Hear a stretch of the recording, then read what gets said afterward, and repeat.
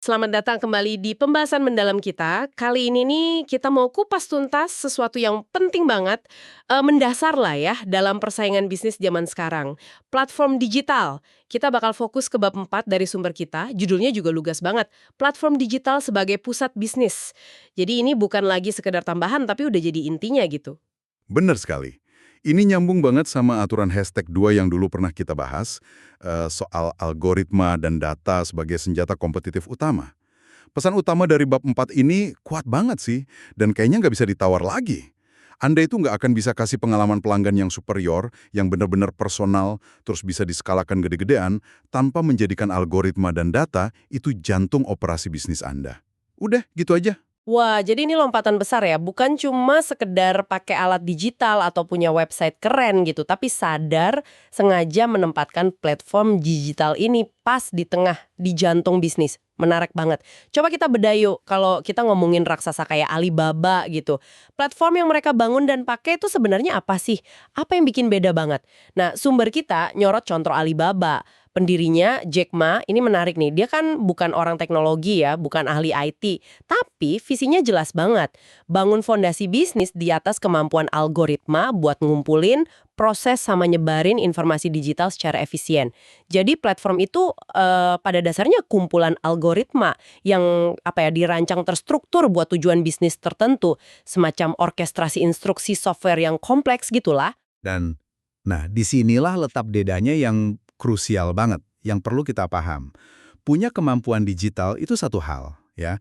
Contoh klasiknya nih, retail kayak Macy's atau JCPenney zaman dulu, mereka kan cuma nambahin website e-commerce di atas operasi fisik yang udah jalan. Itu beda banget, beda fundamental, sama punya platform digital sebagai inti atau pusat bisnis. Platform inti ini yang mengubah cara kerja perusahaan secara menyeluruh gitu. Oh, kayak yang Amazon lakuin, atau mungkin kayak Walmart yang mengintegrasikan banget platform digital mereka sama logistik dan pengalaman di toko fisiknya ya? Tepat, platform ini yang jadi perekat seluruh ekosistem. Nyambungin pelanggan, pemasok, mitra, bahkan kadang kompetitor juga. Platform ini yang ngarahin dan nganalisis aliran data gede-gedean, yang bikin personalisasi pengalaman pelanggan bisa skala masif, yang dulu nggak kebayang. Terus juga buka modal monetisasi baru yang inovatif, deteksi pola-pola konsumen yang tersembunyi, bahkan bikin prediksi pasar yang akurat.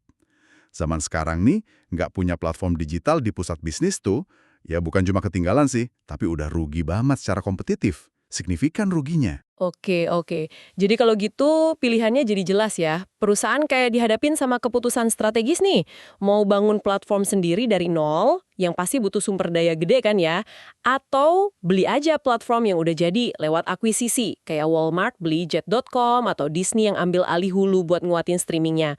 Atau opsi ketiga, ya gabung aja ke platform pihak ketiga yang udah ada. Kayak banyak retail kecil menengah pakai Shopify gitu. Menariknya nih, sumber kita menekankan kalau teknologi buat bangun platform ini sebenarnya sekarang makin gampang diakses, dan biayanya juga jauh lebih terjangkau dibanding, katakanlah, 10 tahun lalu. Algoritma dasar seringkali bisa dibeli, atau bahkan di reverse engineer dari yang udah ada. Terus kekuatan komputasi, kapasitas simpan data gede, sekarang kan ada cloud. Fleksibel banget, bayar sesuai pakai. Jadi hambatan teknis sama biaya awal tuh nggak segede dulu lagi lah. Contoh nyata yang menarik dari sumber kita itu transformasi radikalnya DBS Bank di Singapura. Ini bukan cuma bank yang nambahin aplikasi mobile doang kan? Jauh lebih dari itu. CEO mereka, Piyush Gupta, sadar banget kalau mau bertahan dan unggul, DBS harus berubah total.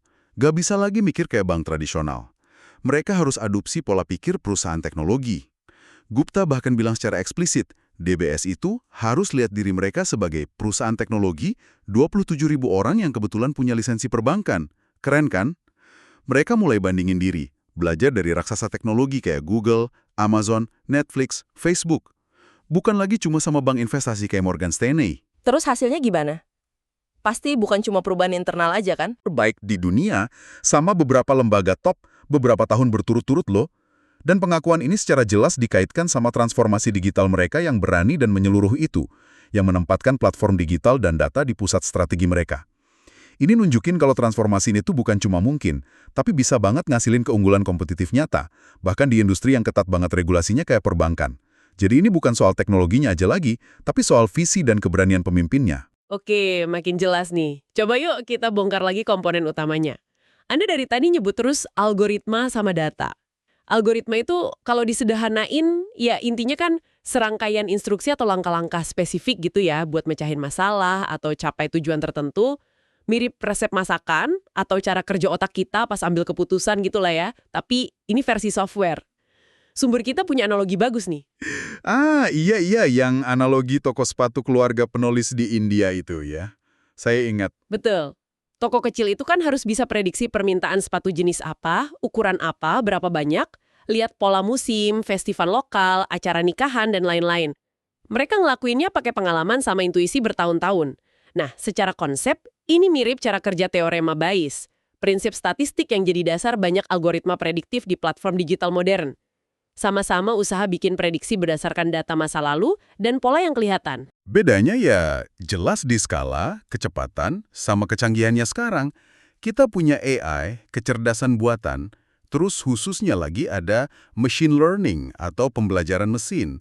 Ini jenis algoritma yang kemampuannya luar biasa, bisa belajar sendiri dari data, dari pengalaman yang dikasih ke dia. Terus otomatis perbaiki kinerjanya sendiri tanpa perlu diprogram ulang satu-satu buat tiap skenario baru. Itu canggihnya. Contohnya ada di mana-mana banget ya sekarang, mulai dari asisten suara di HP kita yang makin pinter ngerti perintah, sistem rekomendasi produk di e-commerce, sampai deteksi otomatis transaksi kartu kredit yang mencurigakan itu. Tepat. Dan poin penting yang ditekankan sumber kita, pebisnis itu nggak perlu jadi ahli coding atau ilmuwan data buat manfaatin teknologi ini. Yang krusial, itu paham apa yang bisa dilakuin teknologi ini buat bisnis mereka. Paham potensinya buat ciptain nilai baru, ningkatin efisiensi, atau bahkan ngedisrupsi pasar. Pemahaman ini nih yang bakal buka imajinasi strategis soal kemungkinan-kemungkinan baru. Ini bukan sihir kok, ini alat yang kuat aja. Contoh evolusi algoritma Google juga menarik banget ya. Dari PageRank, yang dulu relatif simple ngurutin hasil cari berdasarkan jumlah sama kualitas link masuk ke halaman sebagai indikator otoritas, sampai algoritma modern kayak BERT. Atau kemajuan machine learning. Algoritma ini bisa paham nuansa sama konteks bahasa manusia di query pencarian jauh lebih baik. Termasuk preposisi, sinonim, maksud di balik pertanyaan yang kompleks atau kayak orang ngobrol gitu. Makanya Google bisa kasih hasil yang jauh lebih relevan sekarang. Mirip juga ya sama evolusi di Amazon, algoritma rekomendasi awal mereka yang Item-to-item collaborative filtering atau sering disebut similarities, itu kan berevolusi cepat. Awalnya mungkin masih minta pengguna kasih rating eksplisit ke produk kayak buku gitu ya. Tapi cepet banget mereka pindah ke analisis otomatis pola pembelian semua pelanggan secara implisit. Pelanggan yang beli barang A juga beli barang B. Ini personalisasi skala masif dan mereka udah lakuin dari awal banget. Dan yang lebih menarik lagi, kayak yang Anda singgung tadi, banyak teknologi canggih ini sekarang makin terbuka dan bisa diakses. Google kan rilis TensorFlow sebagai platform open source. Artinya, kode dasarnya tersedia buat umum, siapa aja bisa pakai, modifikasi, bangun di atasnya. Dan bukan cuma perusahaan kecil kan yang pakai. Perusahaan gede kayak PayPal pakai itu buat ningkatin deteksi penipuannya. Airbnb pakai buat macem-macem. Mungkin termasuk personalisasi pencarian atau harga dinamis. Ini benar-benar bikin persaingan lebih rata ya, setidaknya dari sisi akses teknologi. Tepat sekali. Ini geser sumber keunggulan kompetitif. Bukan lagi cuma soal punya teknologi algoritma tercanggih secara eksklusif. Karena banyak teknologi dasar sekarang tersedia, keunggulan lebih banyak ditentuin sama dua hal. Pertama, kemampuan milih dan adaptasi algoritma yang paling pas buat nyelesain masalah bisnis spesifik. Kedua, dan ini krusial banget, adalah kualitas, relevansi, dan keunikan data yang Anda punya buat ngelatih algoritma itu. Data yang bagus, itu ibarat bahan bakar yang bikin mesin algoritma jalan optimal. Dan bangun platform ini nggak harus makan waktu bertahun-tahun gitu. Sumark itu ngikep beberapa contoh di mana perusahaan gede berhasil bangun platform intinya kurang dari setahun loh. Seringnya timnya relatif kecil tapi fokus banget dan dikasih kuasa penuh. Ini nunjukin kecepatan yang mungkin dicapai. Contoh lain pas Walmart akuisisi Jet.com. Mereka itu nggak cuma beli basis pelanggan atau volume penjualan Jet. Mereka secara spesifik ngincer algoritma dynamic pricing-nya Jet yang canggih dan tentu aja keahlian tim teknologinya. Ini akuisisi kapabilitas platform, bukan sekedar bisnisnya aja. Oke. Mari kita masuk lebih dalam ke kapabilitas atau kemampuan apa aja sih yang bisa dikasih platform digital ini kalau benar-benar ditaruh di pusat bisnis. Ini bagian yang seru banget nih. Betul. Selain personalisasi massal, sama potensi bikin pasar 100 kali lipat yang pernah kita singgung, ada beberapa kemampuan kunci lain. Pertama, platform itu bisa bikin biaya turun signifikan. Dengan nyambungin produsen langsung ke konsumen atau otomatisasi proses yang tadinya manual, platform bisa motong perantara di rantai nilai, bikin operasi lebih efisien. Contohnya kayak platform e-commerce yang motong biaya sewa toko fisik atau platform layanan keuangan yang otomatisasi proses aplikasi pinjaman gitu ya. Persis. Kemampuan kedua yang kuat banget itu dynamic pricing atau penetapan harga dinamis. Ini kemampuan buat nyesuaiin harga produk atau layanan secara instan, sering, dan sangat tertarget. Bisa berdasarkan segmen pelanggan, waktu, tingkat permintaan, stok, bahkan riwayat pembelian per orang. Bayangin susahnya pesaing tradisional yang masih pakai label harga fisik atau proses ubah harga manual buat nandingin kelincahan kayak gini. Susah banget. Amazon itu jagonya soal ini. Mereka kabarnya ngubah harga jutaan item di platformnya berkali-kali dalam sehari. Pakai algoritma buat optimalin antara volume penjualan sama margin keuntungan secara real time.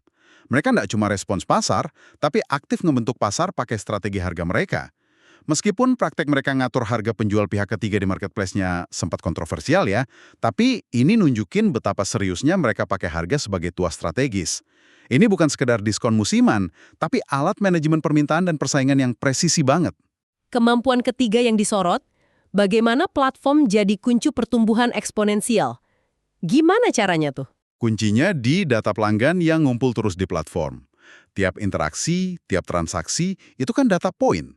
Dengan analisis data ini, platform bisa identifikasi kebutuhan atau keinginan pelanggan yang belum terpenuhi, atau produk layanan tambahan yang relevan buat mereka. Perusahaan terus bisa nawarin solusi baru ini ke basis pelanggan yang udah ada, dengan biaya akuisisi pelanggan nyaris nol.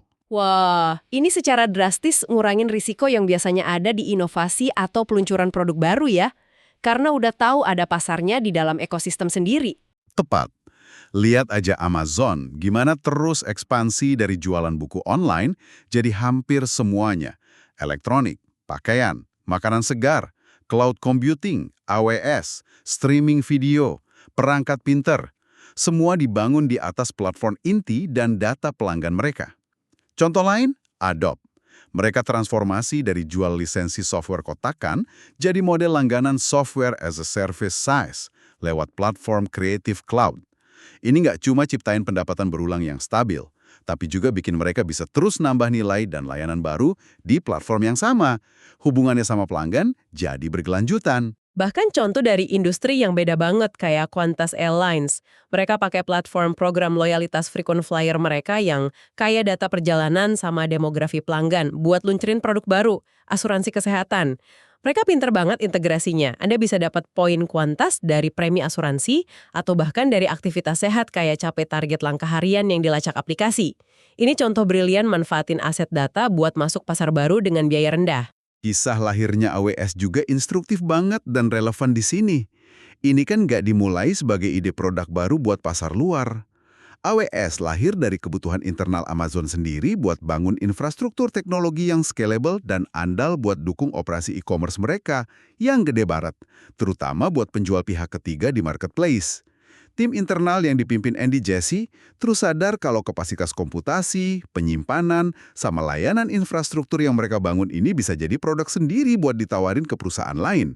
Visinya benar, dan AWS sekarang jadi unit bisnis Amazon paling profitable, yang danain banyak eksperimen lain di perusahaan. Alibaba juga lakuin hal mirip ya dengan platform middle layer mereka, kayak yang dijelasin sumber kita. Platform ini fungsinya kayak lapisan integrasi data dari semua unit bisnis mereka yang macam-macam. E-commerce, Taobao, Tmall, pembayaran Alipay, logistik Chainio, cloud, Alibaba Cloud, hiburan, dan lain-lain. Tujuannya buat ciptain pandangan 360 derajat soal konsumen sama pedagang di ekosistem mereka. Dan mereka lebih jauh lagi loh. Buat mastiin integrasi yang erat sama aliran data lancar, Alibaba bahkan ambil saham ekuitas di beberapa mitra kunci di ekosistem mereka, misalnya di perusahaan logistik atau retail. Ini nunjukin komitmen mereka buat bangun ekosistem yang benar-benar terintegrasi di sekitar platform data mereka. Semua contoh ini, dari Amazon, Adobe, Qantas, AWS, sampai Alibaba, benar-benar nunjukin satu hal sih, peran sentral dan krusial banget dari data. Platform digital itu kerangkanya, tapi data itu darah kehidupannya lah. Anda ngomongnya pas banget. Kualitas data, keandalannya, ketepatan waktunya, real time atau mendekati, sama kemampuannya buat ngalir lancar antar sistem, jadi faktor penentu suksesnya platform. AI dan machine learning khususnya, itu lapar banget data. Butuh volume data gede dan beragam biar bisa belajar efektif dan hasilin insight atau prediksi yang akurat. Sumber datanya bisa dari mana aja ya? Bisa dari sensor fisik di mesin industri kayak General Electric GE, pasang sensor di turbin pesawat atau pembangkit listrik buat prediksi kapan butuh perawatan, predictive maintenance, atau Schindler yang lakuin hal sama di lift dan eskalator mereka. Betul. Atau, ya sumber datanya bisa dari tiap klik, pencarian, pembelian, ulasan, atau interaksi pelanggan di platform digital kayak yang dikuasai Amazon, Google, atau Facebook. Makin banyak titik kontak digital, makin kaya data yang bisa dikumpulin. Udah lama legacy systems. Banget, nggak gampang. Sumber kita nyebut contoh gimana Apple coba ngatasin tantangan ini di area layanan kesehatan. Mereka dorong pakai standar format data kesehatan, kayak FHIR sama enkripsi kuat biar data dari macam-macam aplikasi dan perangkat kesehatan bisa nyambung aman di platform HealthKit mereka. Ini upaya bikin data bisa saling ngobrol. Tantangan lain akuisisi data, apalagi buat perusahaan baru atau startup yang belum punya basis pelanggan gede. Sementara perusahaan legacy mungkin punya tumpukan data historis gede, tapi datanya sering kejebak di silo-silo departemen beda-beda, formatnya nggak konsisten, susah diakses atau digabungin. Terus ada juga isu biaya penyimpanan data yang bisa bengkak banget seiring volume data nambah terus. Nah, karena kompleksitas ini, pertanyaan strategis fundamental yang perlu ditanya tiap bisnis yang mau bangun platform adalah, data apa sih yang beneran kita butuhin buat capai tujuan bisnis kita? Data apa yang udah kita punya sekarang? Seberapa lengkap, akurat, bersih datanya? Formatnya udah bener belum buat dipakai algoritma kita? Jangan sampai kita ngumpulin data cuma rade data gitu, demi data itu sendiri. Contoh cerdas dari sumber kita itu gimana? Unfinancial, bagian dari Alibaba Group, lahir. Mereka nggak mulai dengan cari data baru loh. Mereka analisis data transaksi yang udah ada dari jutaan pedagang kecil menengah yang jualan di platform e-commerce Alibaba, Taobao, dan Tmall. Dari pola transaksi itu, mereka bangun model algoritma buat nilai kelayakan kredit pedagang ini secara real time, sesuatu yang susah dilakuin bank tradisional. Ini buka pasar pinjaman mikro gede banget yang tadinya nggak terlayani. Mereka lihat potensi emas di data yang udah mereka punya. Cerdas banget. Tapi nih, di tengah semua potensi ini, ada aspek krusial yang nggak boleh banget diabaikan, yaitu tata kelola data, termasuk privasi dan keamanan. Ini tanggung jawab gede banget buat perusahaan yang ngelola data pelanggan skala besar. Kebocoran data pribadi bisa fatal akibatnya, nggak cuma soal denda regulator, tapi juga rusaknya reputasi yang susah diperbaiki. Regulasi kayak GDPR di Eropa juga makin ketat ya aturan main soal ngumpulin sama pakai data pribadi. Benar. Selain privasi dan keamanan, isu bias dalam algoritma juga jadi perhatian penting nih.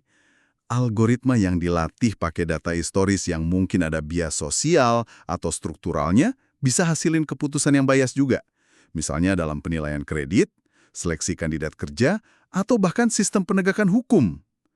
Ini area yang kompleks dan terus berkembang, baik dari sisi teknis maupun regulasi.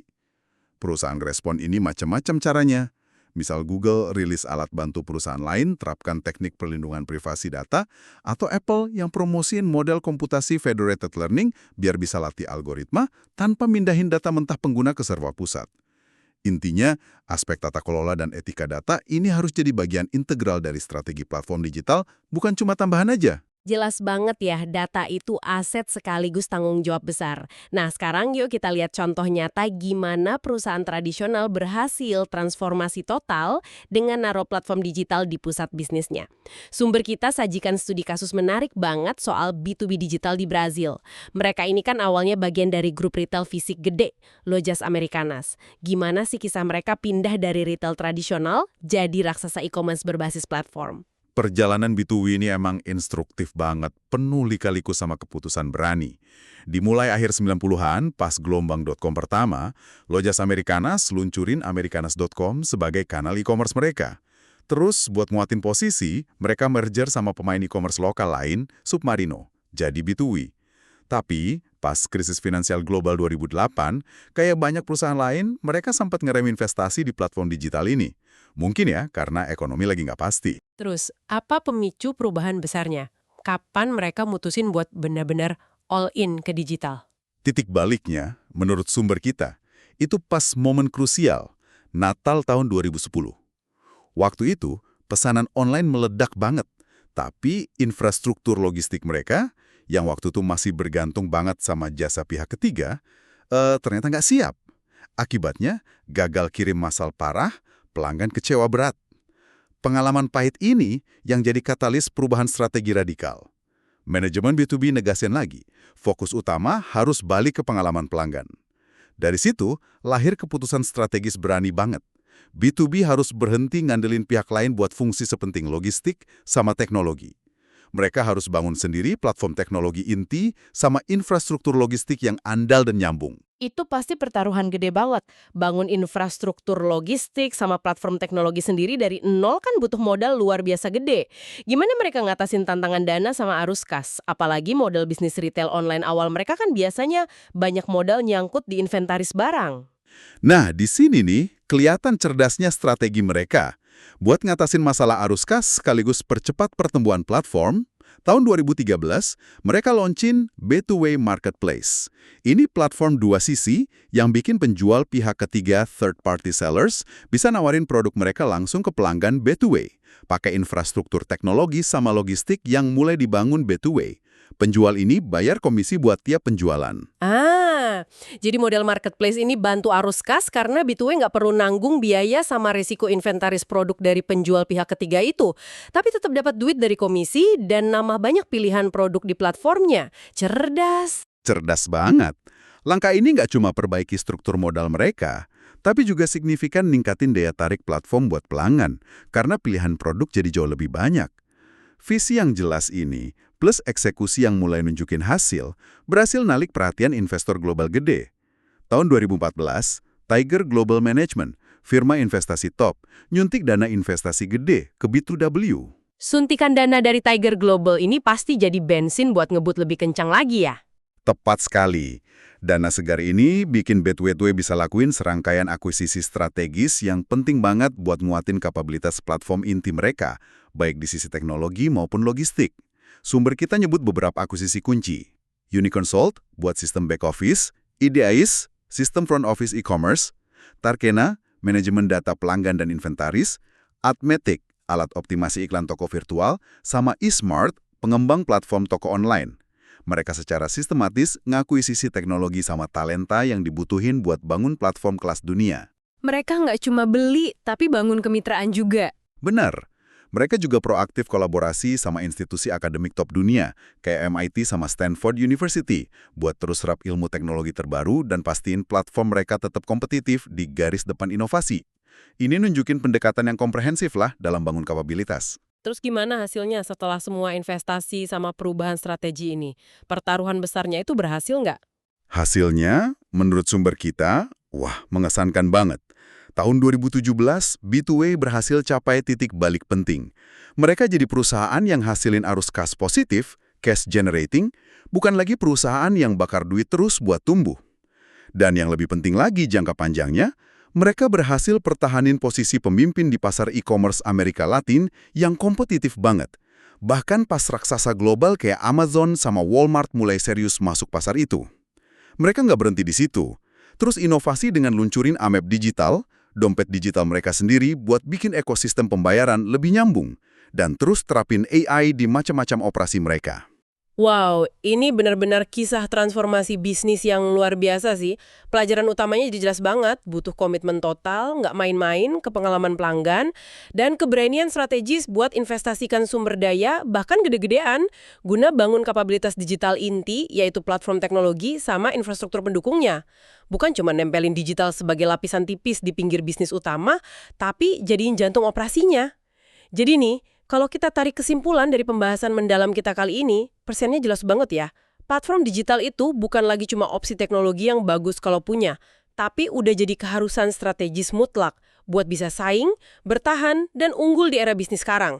Contoh kayak DBS Bank yang transformasi jadi bank terbaik dunia, sampai B2B Digital yang berhasil pertahanin pasar di tengah gempuran raksasa global, itu nunjukin ini bukan cuma soal adopsi teknologi baru. Sebenarnya, dan di mana keunggulan kompetitif sejati dibangun, itu ada di gimana Anda secara cerdas naruh platform itu benar-benar di pusat atau jantung bisnis Anda.